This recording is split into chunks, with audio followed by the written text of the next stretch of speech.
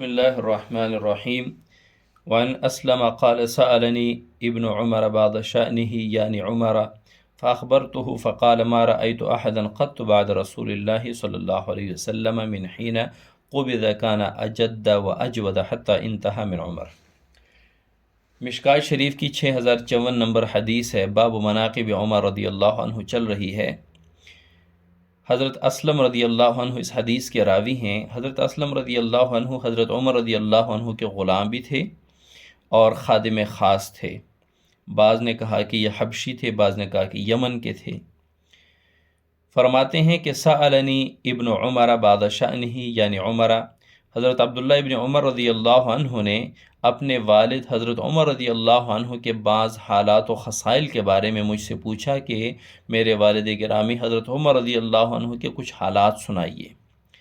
یہ اس لیے پوچھا کہ اکثر ایسا ہوتا ہے کہ بیٹے کو اپنے والد کے حالات اتنے معلوم نہیں ہوتے جتنے خادم خاص کو معلوم ہوتے ہیں کہ ان کے کیا عادات ہوتے ہیں، کیا خصائل ہوتے ہیں۔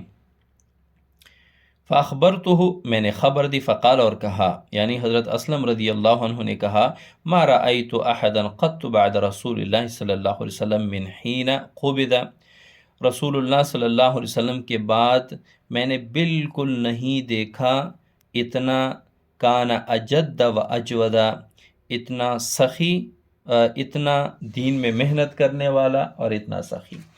یعنی رسول اللہ صلی اللہ علیہ وسلم کی وفات کے بعد میں نے اتنا دین کی محنت کرنے والا اور اتنا سخی یا اجودہ طلب یقین میں بہت بہترین میں نے اور کسی کو نہیں دیکھا سوائے عمر کے، یہاں تک کہ ان کی زندگی ختم ہوئی۔ یعنی آخری عمر تک حضرت عمر رضی اللہ عنہ دین کے بارے میں بڑی محنت فرمایا کرتے تھے اور بہت فکر مند رہتے تھے اور بہت زیادہ سخی تھے۔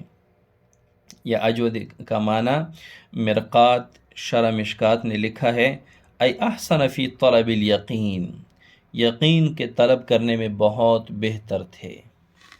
تو اس میں حضرت عمر رضی اللہ عنہ کے فضائل بیان ہوئے ہیں۔ اب یہاں پہ جو فرمایا ہے کہ رسول اللہ صلی اللہ علیہ وسلم کی وفات کے بعد میں نے کسی کو اتنا سخی اور اتنا دین میں محنت کرنے والا نہیں دیکھا، حالانکہ امت کا اجماع ہے اس پر کہ سب سے زیادہ فضیلت ابوبکر صدیق رضی اللہ عنہ کی ہے حضور صلی اللہ علیہ وسلم کے بعد۔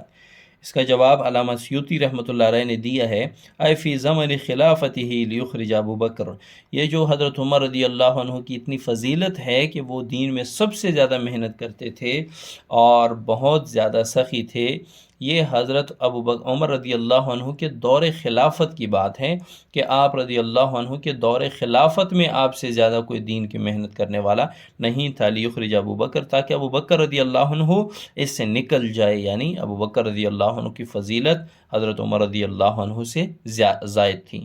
اور یہ دوسرا جواب یہ ہے کہ کلی فضیلت تو ابو بکر صدیق رضی اللہ عنہ کو حاصل تھی، لیکن جزوی فضیلت یہ حضرت عمر رضی اللہ عنہ کو حاصل ہے۔